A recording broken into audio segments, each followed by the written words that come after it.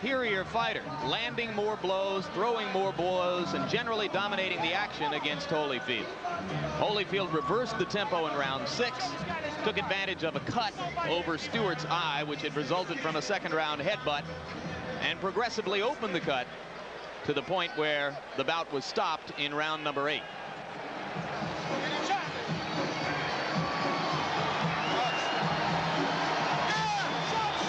And there you hear a roar, which means that here comes Mike Tyson. It's a tribute to Tyson, incidentally, that despite what happened in Tokyo, he has filled this building with about 16,000 people. Aren't many fighters out there who can do that. Certainly no non-champions. Indeed, Mike will tell you in no uncertain terms that he's still the main man in the heavyweight division where ticket sales are concerned. He suggests that neither Holyfield nor Foreman, and certainly not Razor Ruddock, could ever dream of selling as many tickets or as many pay-per-view subscriptions for a fight as can he. Well, he's likely to be proven wrong on that when Holyfield does fight Foreman. But suffice to say, he is still a major attraction.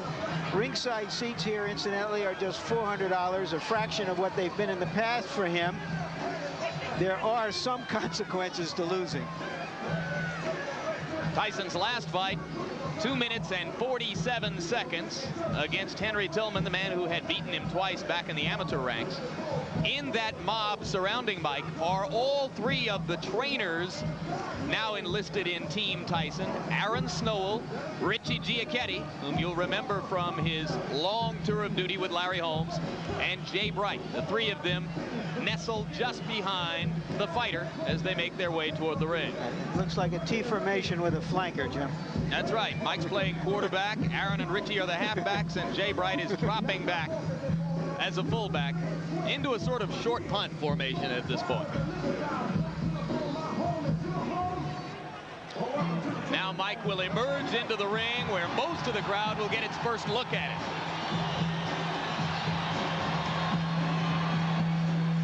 What he's wearing is a torn towel. And there you see the record. 38 wins, the 1 loss to Douglas in Tokyo. This the 40th bout of Tyson's professional career. His knockout percentage with 34 KOs is high, but not the highest in the history of the sport. And there goes Angela.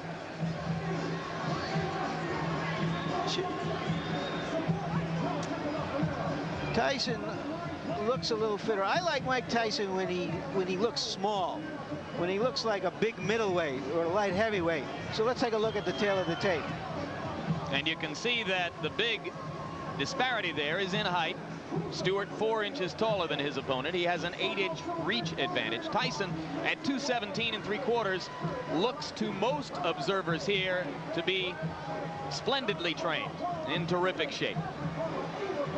And the punch stat numbers, there you see what Tyson did against Douglas. But look what Stewart did against Holyfield. 81 punches around, an amazing number of punches for a heavyweight. Rules for the bout, New Jersey's rules. 3 judges scoring the fight, 10-point must system, standing 8 count in effect, 3 knockdown rule in effect. Neither fighter can be saved by the bell. So right now, let's go up to the ring announcer, Michael Buffer, for the pre-fight introduction. Ladies and gentlemen, Don King Productions, in association with the Trump Plaza Hotel and Casino here on the boardwalk in Atlantic City, New Jersey, present the featured bout of the evening. In attendance here at ringside tonight, ladies and gentlemen, our host, a man who's brought 50 championship bouts to Atlantic City in the last 4 years, Mr. Donald J. Trump. And in the ring at this time, the promoter for tonight's great event, and many others through the years around the world, Mr. Don King. This bout is sanctioned by the New Jersey State Athletic Control Board. All the officials shall remain the same except the judges assigned at ringside. For this bout, they are John Stewart, Rocky Castellani, and Eugene Grant. And now, ladies and gentlemen, from the Trump Plaza Hotel and Casino on the boardwalk in Atlantic City, New Jersey, let's get ready to rumble! 10 rounds of boxing in the heavyweight division. The referee for this bout is Frank Cappuccino. Introducing first, fighting out of the blue corner, wearing the black trunks with gold trim.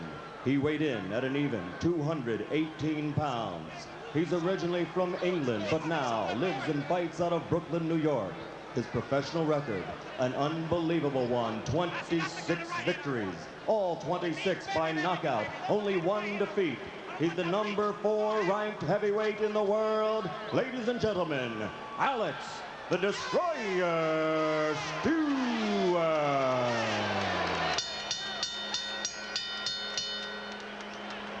And fighting out of the red corner, wearing the solid black trunks, weighing 217 3/4 pounds, from Catskill, New York.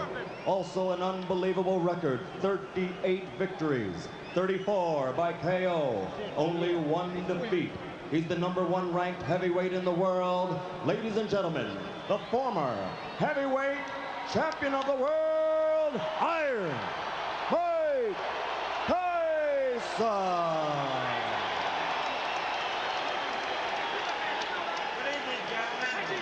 You were both given your instructions by the New Jersey Control Board. Protect yourself at all times. Bogus touch gloves. Come on, come on. Come on, baby. That's right, baby. The question, as in all Tyson fights, can the opponent maintain his poise in the face of Tyson's quickness and menace? Or will he Stay in retreat the corner, Alex. into Michael, stay in the corner. self-defense? Stay in the corner, Michael. Stewart has stated categorically that he knows he needs to keep throwing punches to try to keep Tyson occupied. If he stops throwing, he'll be dead. Tyson lands a right and another. This could be quick. I was afraid of a 30-second soundbite. All right, man? Okay, let's go. Remember, Stewart never went down against Evander Holyfield.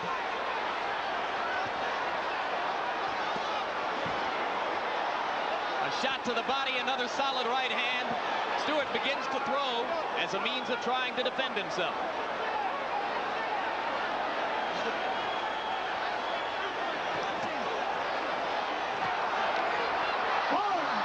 That'll be called a slip.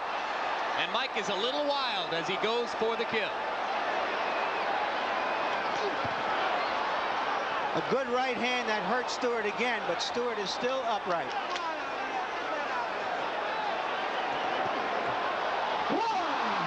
That was a flush right hand.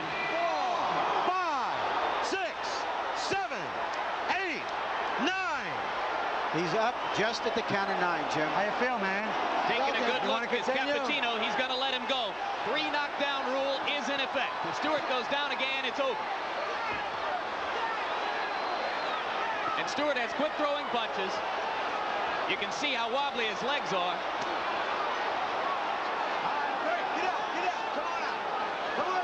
If he makes it through 1:20, it'll be a small miracle. Let him go, come on. Stop punching. That was a worthwhile grab.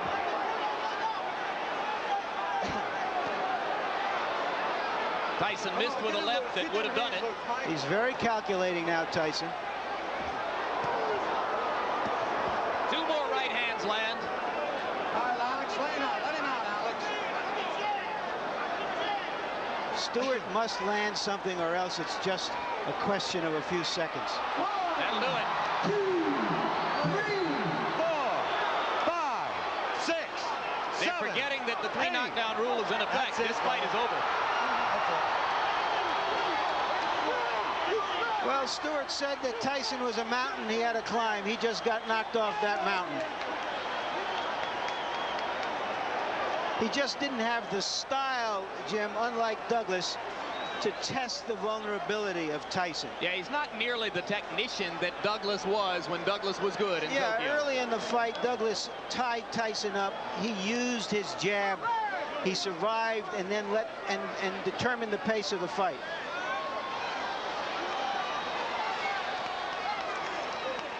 Nothing bothering you. You stay right there for a minute. Let me take a look here. Back foot in the early fight. The first fight, first punch. You know how many times you got knocked down? 3 times. 3 times. The first time, right? Yeah. You remember the first one? Yeah. Yep. Okay. Now, do you think you can stand up now? Just stand up for me. Put your feet together as you stand up. Put your feet. Hold me. No, I'm just holding you to see if you're gonna fall. Put your feet together. Let him go. Let him go. Let him go. Let him go. Okay. Let him go.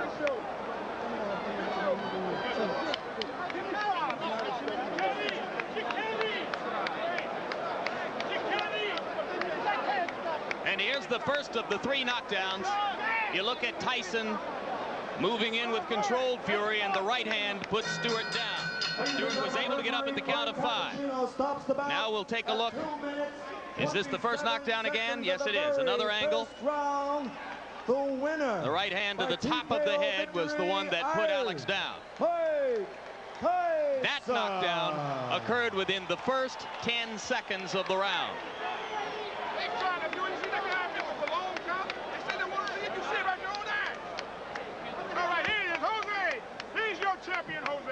Now we'll take a look at knockdown number 2. By this time, Stewart still wobbly from the first knockdown, and he went down without Mike having to land a crushing blow. Another look at knockdown number 2.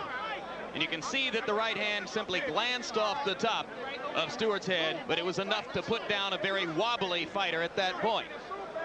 And now here's a third look at that same knockdown, knockdown number 2. The left to set it up, the glancing right off the top of the head, and Stewart down for the second time in the round. Still more than 1 minute 40 seconds remained in the round at that point. And with the 3 knockdown rule in effect, it was up to Stewart to try to stay on his feet to make it through round number 1. He was not able to do it. Here's knockdown number 3, which came at 2 minutes 27 seconds of the first round. A right and a left, and that was enough for Alex Stewart. Referee Frank Cappuccino began the count, which was academic at that point because of the 3 knockdown rule. Another look at the third knockdown. Solid left to the side of the head, but by that time it was the accumulation of punishment throughout the round which contributed to Stewart's demise. So Mike Tyson, in his 3 fights in this particular ring, his last 3 fights I should say in this particular ring, has a 91-second knockout, a 93-second knockout, and this one 147 seconds. 3 first down knockouts in his last 3 appearances here in Atlantic City for Tyson. Punch stat statistics for the 1 round in the fight. Tyson threw 46 and landed 21.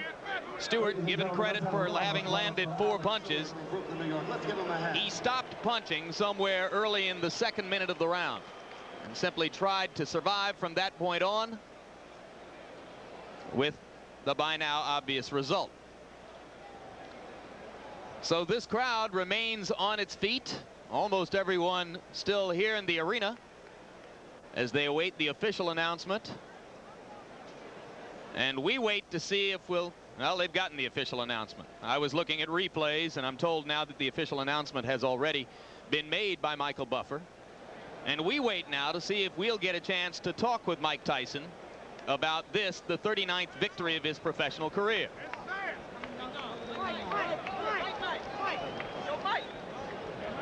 What's up, my man?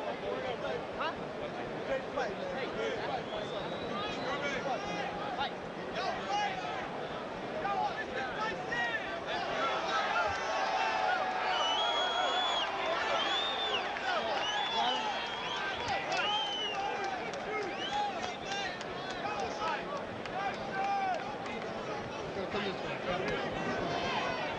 Ladies and gentlemen, is he back? Iron Mike Tyson, 227 in the first round. And here comes Mike Tyson to join us now at ringside. Congratulations on victory number 39. You came out with fury, to say the least. Knocked him down in the first 10 seconds of the round. If I can get you to turn toward the camera a little bit, Mike, how important was it to you to score a first-round knockout tonight? Well, I mean, I knew he was a dangerous fighter once he got warmed up. And my objective, I was in great shape. He was to go in there and put the pressure on him for 10 rounds. I knew I had to break him eventually. You appear to be in sensational condition. Do you feel considerably differently now than was the case 10 months ago in Tokyo? Absolutely, because my mind is more prepared. You know, I mean, that's what basically the whole standpoint came down to, is being prepared mentally. How does your situation compare now to what most people would regard as the peak of your career when you knocked Spinks out here in 91 seconds? Well, you know, I mean, I didn't feel like it was a sustained of night tonight, because there's things that I know that I did that was mistakes. But you know what I mean? A good fight, and I'm in good shape. And I just like to thank all my fans on HBO that's been supporting me. But I just like to say this is my last fight on HBO. Is because HBO, they think that you'd rather see Holyfield than me. Thank you for supporting me. I love you all. Bye. Mike, one final question. How important at this moment is the coming arbitration with regard to the WBC championship and the possible WBC title fight with Ruddock? Well, it really don't matter, as long as I can fight for the title. I love to fight Ruddock. I want to show everybody he's not the baddest man in the world they once said he is. Would you rather fight the winner of Foreman Holyfield? Excuse me? Would you rather fight the winner of Foreman Holyfield? I would fight anyone, you know what I mean? But I'm fighting for the moment. It looks like Ruddock might be in the wings, and I'm looking forward to fighting Ruddock. Can you elaborate on why you feel you've been treated unfairly by this network, which will state that it has 2 offers on the table for you for long-term deals? I have no comment. I don't want to talk about the company know what they did. And I'd like to say hello to all my troops again that's been supporting me. I'm out of here. We've enjoyed covering you. Thank you very much. We don't negotiate on the air. Our chief executive, Seth Abraham, will have plenty to say in the future about the potential for another Mike Tyson deal at HBO. It has been our hope for the past year that we could complete one more deal to give a long-term contract to Mike Tyson and to continue to cover his fights here on HBO. But there'll be no negotiation on the air. That will take place between Don King and Seth Abraham. We're grateful that Mike was willing tonight to come and speak to us at ringside in the midst of what is, quite candidly, a frosty period between us and him and his promoter, Don King. So Mike Tyson has the 39th victory of his career, the 19th